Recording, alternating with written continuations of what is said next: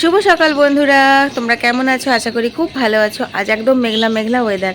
আজ একটু সকাল সকাল উঠেছি, মানে 6টার মধ্যে উঠে গেছি, তো সেই জন্য খুব চনমনে লাগছে। চাটা খাওয়া হয়ে গেল, আর কালকে পাম্প চালানো হয়নি জানো তো, সেই জন্য ওই দেখো পাম্প চালিয়েছি।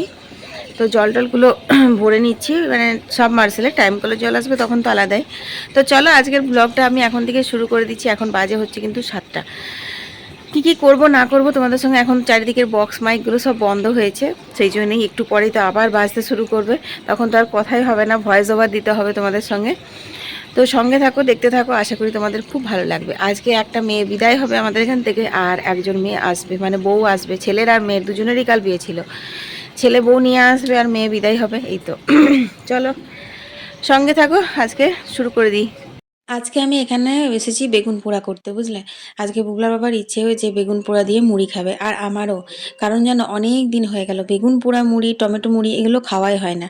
আসলে সারাদিন ঘরের এত ব্যস্ততার মধ্যে কাজগুলো চলে যায়, তার সাথে আমার ভিডিও করা থাকে, ভিডিও এডিট থাকে, একটু আধটু ফেসবুকে তোমাদের কমেন্টগুলো পড়াও থাকে ফেসবুকে, ইউটিউবে।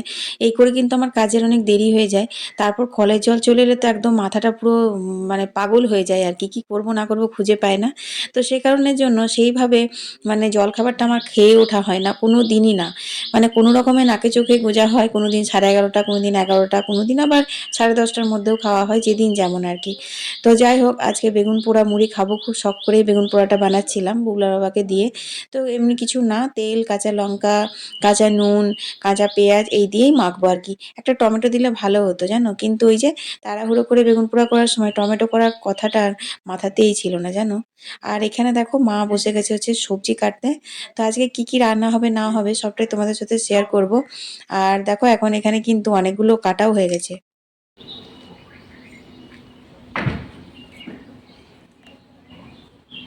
আর ওই আমাদের ওখান থেকে এনেছিল ওগুলো, তো ওগুলো কতদিন হয়ে গেল, সেই সরস্বতী পুজোর আগে এনেছিল। একদিন ওই বাটা করে দেবো কিংবা পোস্ত দিয়ে। থাক।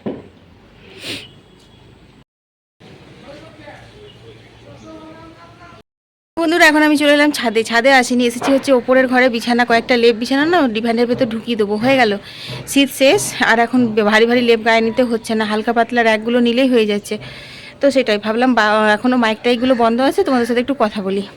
আজকে রান্নাবান্না সবজি তো মা কাটছে দেখলে। আজকে স্পেশাল করে শুক্তো বানাবো, কারণ শাশুড়ি মা আর বুগলা দুজনাই না কদিন ধরে বলছে, অনেকদিন হলো শুক্তো খাইনি, শুক্তো খাইনি। দুজনেরই খুব শুক্তো প্রিয়। আর বুগলা তো বলে দিয়েছে, মামি তুমি বাদাম বাটা দিয়ে শুক্তো বানাবে। বাদাম বাটা দিয়ে না একদম পুরো বিয়ে বাড়ির স্টাইলের শুক্তো হয়ে যায় জানো তো। খুব সামান্য মশলা, বিশেষ কিছু তো মশলা দিই না, কিন্তু দেখো তোমরা দেখলেই বুঝতে পারবে শুক্তোটা খেতে খুব ভালো লাগে। একটু সজনে ডাঁটা হলে খুব ভালো লাগতো, তাই সজনে গাছে দেখতে এসেছিলাম ডাঁটা ধরেছে কিনা। আরে না না, এই তো জাস্ট ফুল ফুটছে, এখন ডাঁটা কোথায় পাবো। এবছর খুব একটা বেশি ফুলও আসেনি, দেখবে তারা সজনে ফুলগুলো কি সুন্দর লাগছে দেখতে, টাটকা টাটকা গাছে। এই দেখো সজনে ফুলগুলো কত সুন্দর লাগছে, হাওয়ায় দোলাচ্ছে, এ দেখো। কিন্তু জানো তো আগের বছর মতো অত হয়নি। যে ডালগুলো কাটা হয়েছিল না, ওই ডালগুলো ভেবেছিলাম আমরা আরও গজিয়ে যাবে, আরও ভালো হবে, কিন্তু হয়নি জানো তো। এই দুটো সিরিঙ্গে সিরিঙ্গে ডাল রয়েছে, এতেই হয়েছে। ওই দেখো একটা জবা ফুল আছে পাঁচিলের কাছে, দেখতে পাচ্ছ? আমি দেখাই তোমাদের, এই দেখো এইটা হচ্ছে জবা ফুল। চলো একটা তুলে দিগা, আরও দু একটা হবে হয়তো। সূর্য আলো পেলে তবে জবা ফুলগুলো ফোটে, নাহলে তো ফোটেই না। একদম পুরো লাল লাল ফুটেছে। চলো উপরে কাজগুলো সেরে নিচে যাই, নাহলে ওরা তো অস্থির হয়ে যাবে একদম। তো দেখো ওই দেখো বুগলাও চলে এসেছে, এই যে ওই দেখো তা প্রকৃতির মাঝে হারাতে। আমরা মাঝের মধ্যে নিজেকে প্রকৃতির মাঝে হারিয়ে ফেলতে খুব ভালোবাসি বন্ধুরা। কীরকম একটা কবি কবি ভাব লাগছে না? হ্যাঁ, সামনে সজনে ফুল, সজনে ফুলের সুবাস, মৌমাছিরা এসেছে মধু পান করতে, একটা কবি কবি ভাব। কবিতা আছে কিন্তু ছন্দ নেই, ছন্দের অভাবে কবিতাগুলো আমি লিখতে পারি না।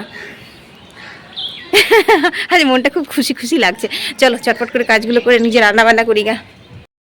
আচ্ছা জানলার ফোকাসটা আছে না? ফোকাস ফোকাস করছো না, পিছনে ব্যাকগ্রাউন্ডে বেশি আলো চলে এলে করে মনে হবে। আচ্ছা কেমন করে ভাজ করি? ভাজি করিনি এটা। আরে নোড়াতে পারছি না রে, আর এই হাতের ব্যথাটা আরো। ভিডিও করছিস? ভালো করে আসছে তো? তুই যা নাক টানিস না, শুনতে অন্যরকম লাগে তো। এই তো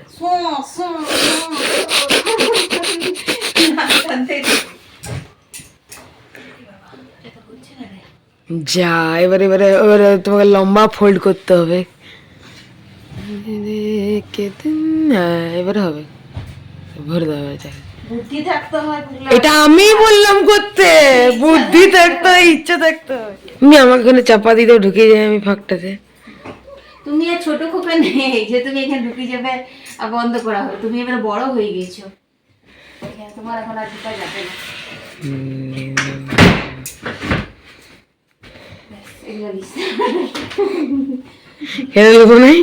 তোমার কথা কুথি সব আমার লাগলে সব তোর ছোটবেলাকার কথা, সব বিছানার তলে পাড়া থাক। বাঙালির যত কিছু সব খাটের তলে, এটাই নিয়ম। দেখো এখানে কাটা হয়েছে যে শুক্তো, ও আচ্ছা শুক্তো হয়েছে, টমেটোর চাটনি হবে আর শিম ভাজা হবে। আর মাছটা বের করা হয়নি, মাছটা বের করি। সেই সকালবেলা থেকে মনে মনে করছিলাম মাছটা বের করতে হবে, মাছটা বের করতে হবে, মাছ আর বের করা হয়নি। আজ মাছগুলো শুধু ভাজা করবো একদম করকরে করে, আর কিছু করবো না। তাই জল দেওয়া থাক, ঠান্ডাটা ছাড়ুক, আজকে সব ভেজে দেবো। তাহলে এই বাসনগুলো সব ধোবো, এই যে গ্যাসে সব গ্যাস মুছবো, পরিষ্কার করব, সব গোছাবো বাগাবো, তারপর ওই যে বেগুন পোড়া রয়েছে ওটা দিয়ে মুড়ি খাবো। তো সব কিছু গুছিয়ে নিই, 1 2 3। তো চলো ধুয়ে নিয়েছি, এই যে শিম, টমেটোর চাটনি আর শুক্তো। এবার রান্না বসাই, আর এই যে সব পরিষ্কার হয়ে গেছে, গ্যাস মোছা কমপ্লিট। তো বন্ধুরা, শুক্তোর মশলা বের করে নিয়েছি, রাঁধুনি, পাঁচফোড়ন, সাদা সর্ষে, পোস্ত আর বাদাম, এগুলো শুকনো কড়াই রোস্ট করবো। মা বলছিল দোকান থেকে একটু শুক্তো মশলা আনিয়ে দিই, আমি বললাম না দরকার নেই, আমি বাড়িতে যে শুক্তো মশলা বানাচ্ছি তার গন্ধে একদম সারা পাড়া মোমো করবে। সত্যি বন্ধুরা, তোমরা একবার এরকমভাবে শুক্তো মশলা বাড়িতে বানিয়ে শুক্তো রান্না করে খেয়েও দেখবে, কত সুন্দর গন্ধ পাবে। মানে যখন মশলাটা ভাজবে বা বাটবে তখনই কিন্তু আসল সেন্ট, আসল গন্ধ বেরিয়ে যাবে শুক্তোর। তো দেখো শুক্তো মানে অল্প একটু তেল তো লাগবেই, কারণ সবজিগুলো সমস্ত কিছু ভেজে ভেজে রান্না করতে হয়।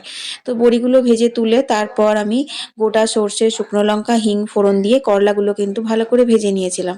এরপর এক এক করে সব সবজিগুলো ভাজবো, কাঁচা কলা, বেগুন, আলু, গাজর, তারপর তোমার শিম। এর সঙ্গে সজনে ডাঁটা দিলে খুবই ভালো হতো, কিন্তু সজনে ডাঁটা তো এখন নেই, সেই জন্য সজনে ডাঁটা দিলাম না। তো এখন সব সবজিগুলো নুন আর হলুদ দিয়ে ভালো করে ভেজে নিচ্ছি। তবে হ্যাঁ, আলুটা আর গাজরটা একটু সেদ্ধ করে জল ঝরাতে দিয়েছি, ওটা একটু পরে দেবো, যখন সব সবজিগুলো ভাজা ভাজা হয়ে যাবে তখন। তো এই সবজি ভাজা হতে হতেই আমি কিন্তু বাটনা বেটে নিচ্ছি। বাদামগুলো খোসা ছাড়িয়ে বেটে নিলাম, তারপর কিন্তু ওই মশলাটা, ভাজা মশলাটাও সুন্দর করে বেটে নিলাম।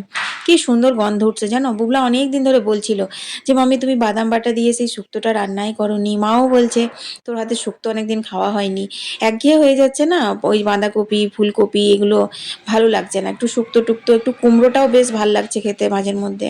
তো দেখো মশলাগুলো দিয়ে হালকা নাড়াচাড়া করে বড়ি দিয়ে, আর এখন আমি পরিমাণ মতন জল দিয়ে দিলাম। তো এটা একটু ফুটুক, সবজি মোটামুটি সেদ্ধই হয়ে এসেছে। আর এখানে এই যে ভাতে হাতা দিয়ে দিলাম, ভাতের চাল ফেলে দিয়েছি। তো চলো এখন আমার টুকটাক কাচাকুচি আছে, সেগুলো সেরে নিই। তো কাচাকুচিগুলো করছিলাম আর ভাবছিলাম মেয়েদের জীবনটা বড়ই অদ্ভুত না। যখন সবাই জানি আমরা, মানে জন্মে থেকে জানি যে একদিন মেয়েদেরকে বিয়ে দিতে হবে, মেয়েরা শ্বশুর বাড়ি চলে যাবে, তবুও কেন মনটা মানে না বলো? বিয়ের সময়, বিদায়ের সময় কত মনটা দুঃখ দুঃখ লাগে। কিন্তু সেই একই জিনিস, মানে একটা ছেলের আর একটা মেয়ের তো বিয়ে হয়, তো একই দিনে দুটো বাড়ির কিন্তু পরিবেশটা দু রকমের থাকে।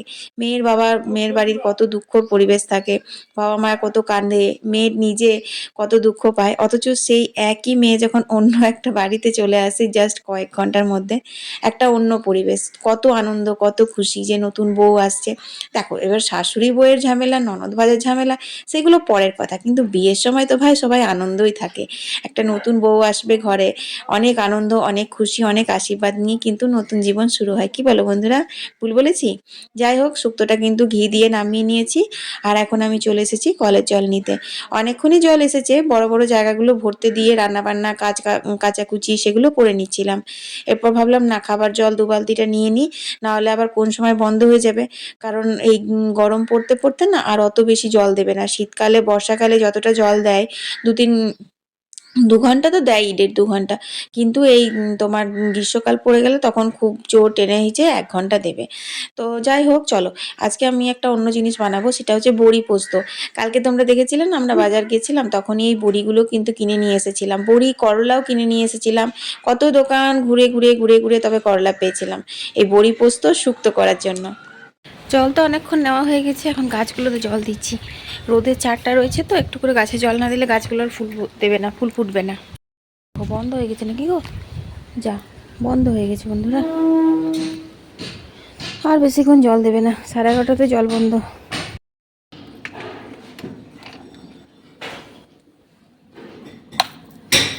চান করা জলটা গরম হতে দিলাম, তারপরে এগুলো বড়িগুলোতে জল দিয়ে দিলাম। অল্প একটু পোড়া পোড়া হয়ে গেছে কিন্তু খেতে বেশ ভালো লাগছিল। তারপর কিন্তু দিয়ে দিলাম হচ্ছে পোস্তটা। পোস্ত দিয়ে একদমই বেশিক্ষণ ফোটাবো না, একটু নাড়িয়ে চাড়িয়ে নামিয়ে নেবো, না হলে কিন্তু বড়িগুলো একদম গলে যাবে। বড়ি পোস্ততে মানে একটু মাখো মাখো হবে, বড়িগুলো কিন্তু সব গোটা থাকবে। আর যেহেতু নুন দিয়েই ভেজেছিলাম তারপর জল দিলাম, তো সে কারণে বড়ির মধ্যে খুব সুন্দর জলও ঢুকেছিল। এরপর দেখো নামিয়ে নিয়েছি, এখানে দিয়ে দিলাম হচ্ছে কাঁচা সর্ষের তেল। কাঁচা সর্ষের তেল দিলে বেশ ভালোই লাগে খেতে। তো রান্না বান্না কমপ্লিট, এখানে সর্ষে ফোড়ন দিয়ে শিমও ভেজে নিয়েছি, শুক্তোও হয়ে গেছে, বড়ি পোস্তও হয়ে গেছে। ওকে তুলে আনছিলাম তো বুকের কাছ সাথে হাতে পড়ে, এবার এমনি কিছু tick tick tick tick tick tick tick tick tick tick. বাবা বুলাকে করছি, বাবা আমার উধার নিয়েছি, বাবা আমার এখানটাতে খিচিলাম ভালোই। মায়ের দুধ খেয়েছিল আমাকে নিচে দিলাম চোখের দিকে পড়ে। মায়ের কিছু করে নেই কে? মা বলো। মাছগুলো ভাজছি, আজকে কত বাটলাম যেন, অনেক কিছু বাটলাম। পোস্ত, মাছের জন্য সর্ষে, শুক্তো মশলা 3 রকমের বাটলাম। শুক্তোটা তো 3-4 রকমের বাটলাম, বাদাম টাদাম দিয়ে আর করে শুকিয়ে গেলাম। তো চলো, এখানে নিরামিষ রান্না বান্না সমস্ত হয়ে গেছে, শুধু ভাতটা একটু ফুটাবো আর ফ্যান ঝরিয়ে নামাবো। মাছটা হলেই রান্না কমপ্লিট হয়ে যাবে আমার। 11:15 বাজছে। একটু ফেস প্যাক লাগাবো ভেবেছিলাম, এই যে বাজছি। একটু শীতটা কমেছে, গায়ে কোথাও লাগাবো না, গায়ে তো ঠান্ডা লেগে যাবে, শুধু এই ফেসটাতে মুখে মাখাবো করে তাহলেই হবে। দেখো মাছটা এখন ভাজা চলছে, এই যে সর্ষে বেটেছি, টমেটো, দাঁড়াও ফ্ল্যাশ ডালি, টমেটো দিয়ে করবো মাছটা।